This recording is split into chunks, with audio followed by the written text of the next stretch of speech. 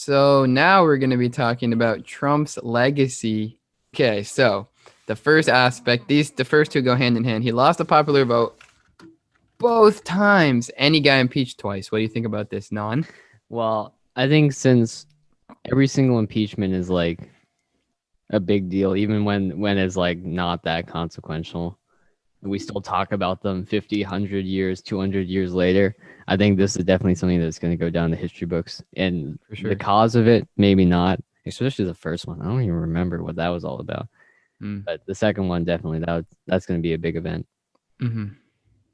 And then getting destroyed in the popular votes two times. The first time by what, 3 million, and then by like 7 million? Well, that just shows how terrible the Electoral College is.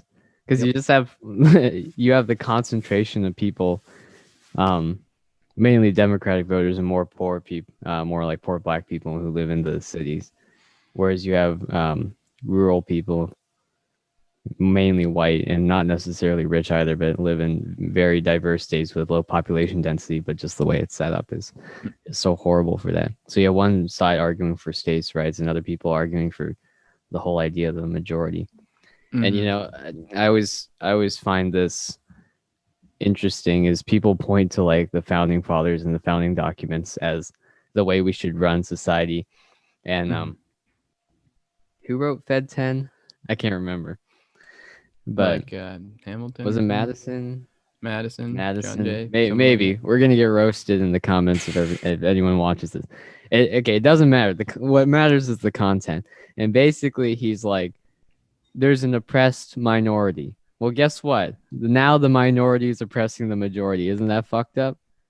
Which one's worse, the majority oppressing the minority or the minority oppressing the majority? I think one has more reason to exist. Yeah, So, Electoral College, fuck that. exactly. And that was Alexander Hamilton. All right, you were Um, right.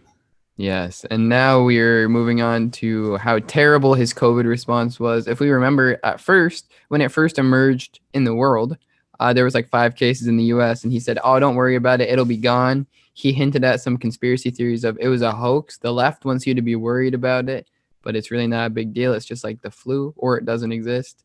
And then, of course, China did it to us. They unleashed it on us, and they Yeah, made it hit us worse than other places. it's So their what do you think fault. about all that? It's just all he cares about is his bottom line.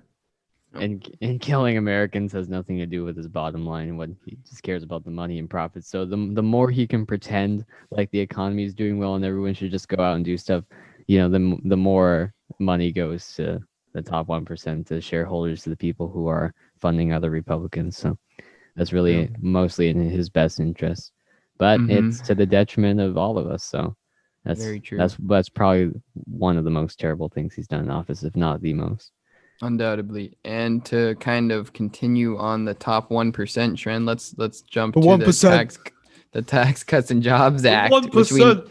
the revenue we know went to the top 1%, even though Trump supporters will claim without evidence that, oh no, the Jobs Act helped everybody. It lowered our taxes. It boosted the economy. But we know this not to be the case, correct, Anon? It's crazy how people still think that trickle down economics works, because if it was suddenly like God came down from the heavens and gave the 1% so much money, okay, maybe you would have a case for saying it trickles down. But if you're saying it No. first comes from the 99% to the 1%, how is it going to come back down to the 99%? They're just going to keep it. They're just going to invest and put it in their Swiss bank accounts. This is the stupidest No. thing I've ever heard. No. It doesn't come out of nowhere. Money doesn't come out of nowhere. Where do they think it comes from? It comes from your pockets. It's the taxpayer dollars. Yep. Yep. Here It's, we re- go. it's not based in any reason. It's not based in any logic. It's not based on anything that actually happens. And then so yep, there's some evidence for that. So let's go back to he and the Republicans tried to repeal Obamacare, and he didn't have any plan when asked by the media, "What's your plan for healthcare?" Oh, he did If have a plan. you It was a big, beautiful Oh plan. yeah, he said Yeah. it's a great plan. You'll know about it when I want you to know about it. But so reporters would say, "What, you're going to take people off healthcare? What are you going to do?" And he's like, "Well, we need to destroy Obamacare because it's terrible. But my plan, it'll be great." And So everyone's thank gonna God have that didn't health succeed. care, and Yeah, it's gonna come from 5 companies that yeah, really care about you very they do. much. Hmm. What a And guy. Mexico's gonna pay for it. Mexico's gonna pay for it. Everything No, in the United States. not that What's we his like wall gonna move Obamacare. on to? People, No, people are posting about his wall more recently. I yeah, guess that's what he really tried to do in the last couple of days of his admin. What did he he build? Like did. 500 He si- miles of bullshit. yeah, he went to the border. He went to a border in Texas and he signed it with a Sharpie. He Yeah, signed that's his name on a part of his wall. might as well signed it with a blowtorch. No, Take it it's down not once. gonna. He No. didn't exactly do it.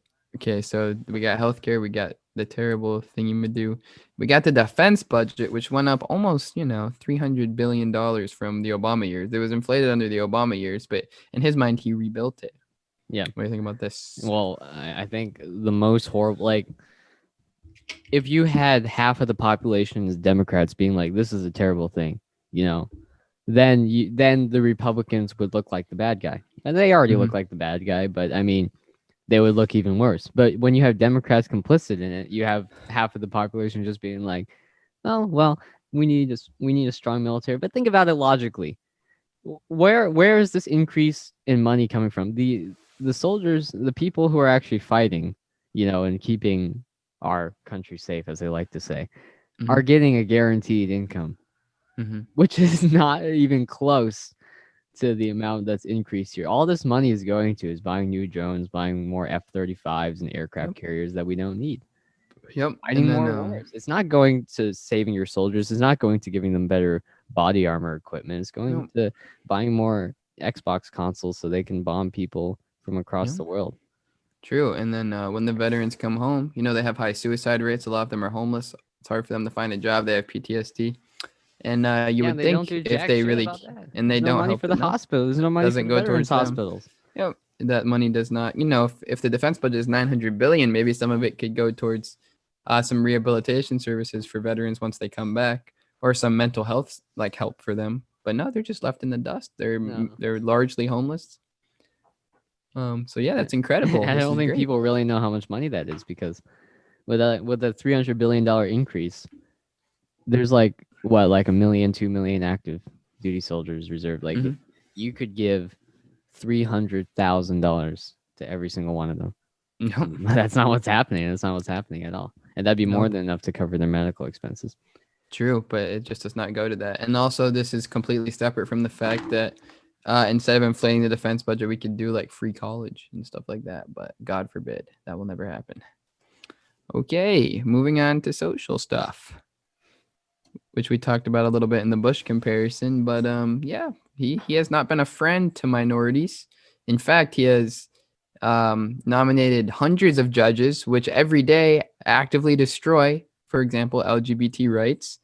And then, of course, we know he defended white nationalists in the storming of the Capitol, which was domestic terrorism. Any comments, Non? Yeah, the thing about LGBTQ rights, there really has always been an issue, but it's definitely come to the forefront in the last 4 years. But in the comparison from Trump to Bush, as we did last episode, you see, like, Obama was progressive on this issue, kind of, whereas Trump is regressive, and I think people see Trump's regressiveness as worse than Bush's just flat out. And like, at the time, it was more normalized to be really anti LGBTQ, Mm-hmm. but whereas Obama made it more progressive, and the Supreme Court made it more progressive in 2013, 2014, those type of deals, or Baggerfold v. Hodges. Mm-hmm. Um, and with Trump's regressiveness on the issue, even if he's not worse than like 1980s, 1960s Republican politicians, I think he's comes off as worse because we're going back in society. So, Yeah, um, for sure. yeah, Like a lot of states have voted to that they're fine with gay marriage. So yeah, we're definitely at a time where a strict majority of the country, maybe 60%, is fine with gay marriage. They don't really care that much. They just want to let people live. And I think you're right. The fact that Trump is so outwardly like trying to destroy their rights, a lot of people are like, this is, yeah, we're going back to the 90s or something like that.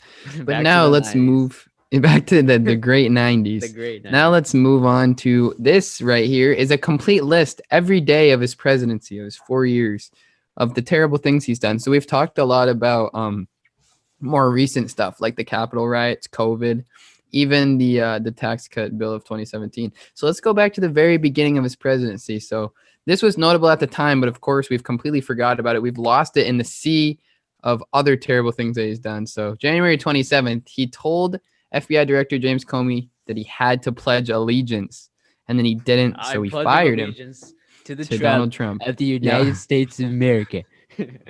So he's trying to, like, bribe the FBI. Well, not bribe, but like, get him to want to do things for Trump. Like, come on, say you're gonna defend me in any, because he knew he was gonna be like investigated. He knows he's a sketchy, corrupt dude. So he's like, come on, Comey. And then he didn't, so he fired him. And then this the same day, what a busy day, he did the travel ban, which was just racist. It wasn't based on anything actually good. And 2 days later, they ordered a raid in Yemen, which led to casualties. So right away, he got busy. Right at the end of January, corruption, immoral acts, illegal acts. He started off big, and we forget about it because it was so long ago. Yeah, Would you agree that it's equally as notable? Yeah, like 30 civilians dead in Yemen. I don't think anyone remembers that. Anyone who's not like really in touch with politics really remembers. Nope, they don't. The stuff that Trump did, and in fact, it's like our partnership with Saudi Arabia, like Trump's family getting money from the Saudi prince and stuff. It's really corrupt shit. Yeah. But of course, Obama started supporting the Saudis even when they were doing like genocide in Yemen. And people acted like last year, like 2019, 2020, like that was a recent big deal, even though it was starting a long time ago. True. Yep. Any closing thoughts? I think that we have really summed up the greatness of Trump's 4-year legacy. Oh, yeah. And definitely will be remembered for a long time. It seemed like, how long did it take for Bush to be rehabilitated? 12 years? Yeah. Maybe like 10, 11 years. I don't think Trump's going to be rehabilitated because you had a generation of older millennials really grow up in the Bush age with the Iraq War, and even now, like some of them, Pete Buttigieg types are kind of forgetting. They're kind of moving on to just Trump trashing. I think Trump trashing is going to last for a long time. Yep. Is going to be remembered, especially since it crosses generations here. Yeah, rightfully so. He deserves to be shamed for the rest of human history. That's right, but so do a lot of other presidents that are not. Absolutely. Yeah, people forget about Bush. Trump made them forget about Bush. But I hope that we have, if anybody watches this, I hope that you will now consider everything. Yeah, and just one last point on the young people. Most people say like, oh, the first president I can remember clearly is Obama, but can they name 5 of his policies? No. Can they name 5 things he did? No. No, the first president the first president the 16 to 20-year-olds remember is Trump. Yeah, and we're talking about remember in an actual political way, because I don't think most people bring their political insight into fruition until high school or end of high school, really. True. Just because you exist in the realm of Obama doesn't mean that you knew anything about him.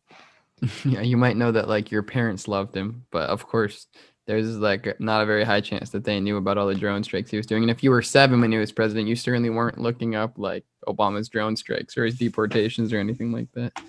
Yeah. Might not even know what that is. Nope.